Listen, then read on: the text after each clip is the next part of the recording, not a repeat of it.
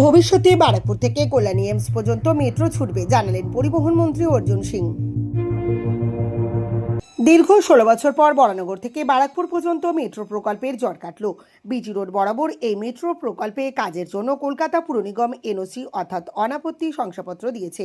Metro সম্প্রসারণ নিয়ে বুধবার রাজ্যের পরিবহন মন্ত্রী অর্জুন সিং জানান, বিটি রোডের নিচের পুরাতন পানীয় জলের পাইপলাইনে জটিলতা কাটাতে নতুন বিকল্প জল সরবরাহের পাইপলাইন বসানোর পরিকল্পনা নেওয়া হয়েছে।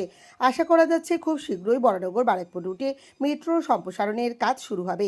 আগাম পরিকল্পনা অনুযায়ী পরিবহন মন্ত্রী জানান, বারাকপুর থেকে কল্যাণী এমস পর্যন্ত মেট্রো সম্প্রসারণের চিন্তাভাবনা চলছে। কল্যাণী এক্সপ্রেসওয়ের পাশ দিয়ে হবে এই মেট্রো রুট।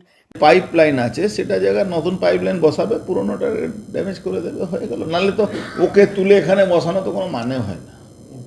ওটাই আমার পাশেই, ডান দিকে, বাঁ দিক থেকে যাচ্ছে, ডান দিকে বিটি রোড। দাদা বলছি যে কাজ শুরু হবে কবে? আমি ঠিক, আমার কাছে আইডিয়া নেই কবে শুরু হবে, কিন্তু হবে, হয়ে যাবে।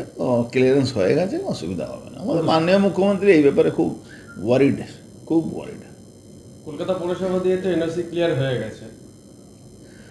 কলকাতা পৌরসভা এনওসি ক্লিয়ারেন্স দিয়ে দিয়েছে, আমাদের এদিককার সব ক্লিয়ারেন্স আছে, অসুবিধা হবে না, এটা চালু হবে।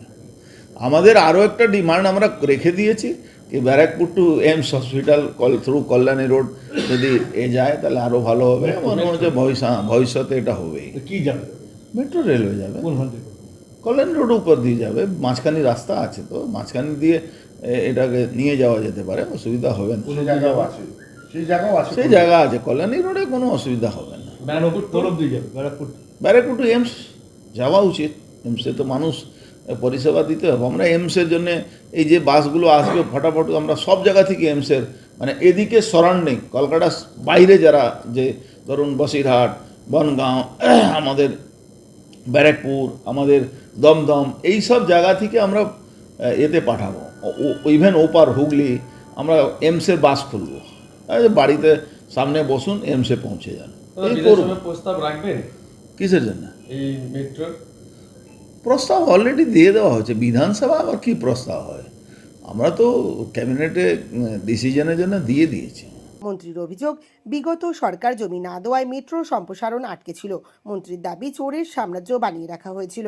মন্ত্রীর অভিযোগ, পিসি ভাইপো মিলে লুটপাট করেছেন।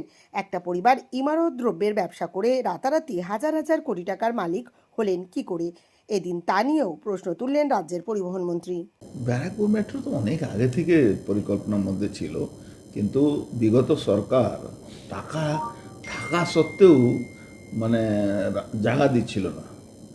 তো এই বিগত সরকার তো নেগেটিভ মানে অ্যাপ্রোচ, সবটাই নেগেটিভ। যেখান থেকে আমি আগে একটা কথা বলতাম, আপনারা মনে করেননি, কি যে টাকাটা রাজ্যের ট্রেজারিতে ঢুকবে তার জন্যে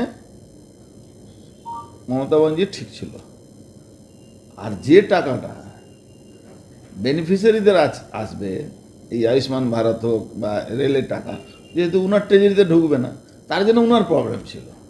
মানে উনার কাছে এলে উনি টাকা মালিক হয়ে যাবেন, এর জন্য যাতে উনি সাইফন করতে পারেন, তার জন্য উনি সব কিছু করতেন।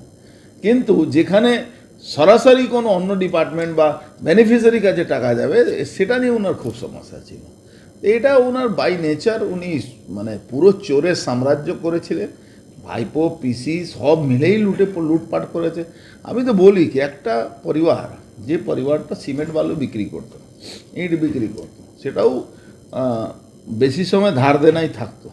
যারা ইট সাপ্লাই করে তারা সবসময় টাকা রাখতো। সেই পরিবার হঠাৎ হাজার হাজার লাখ লাখ কোটি টাকা মালিক হয়ে গেল কী করে? অত বড় বাড়ি, অত পুরো সব প্রপার্টি নেওয়া, তা কোথা থেকে এলো?